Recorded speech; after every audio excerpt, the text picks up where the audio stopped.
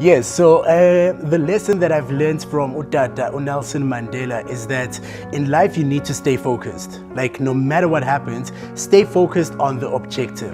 Ngashukuthi always remain humble, was Toba.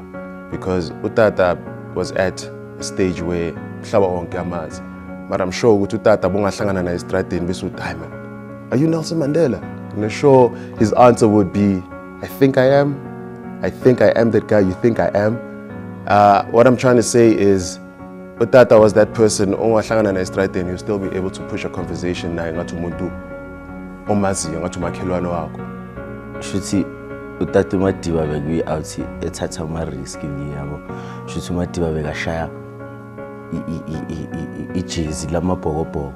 And uyacaba ngalesa sikhathi lesi yase apartheid. Shuthi mo sayida namangami la yabo. Bongashona nokushona.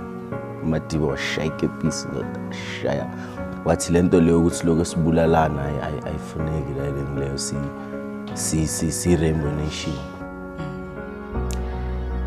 If I was to meet Nelson Mandela today, the one question I would ask him, or the one request I would have of him, is I would ask him to teach me how to forgive.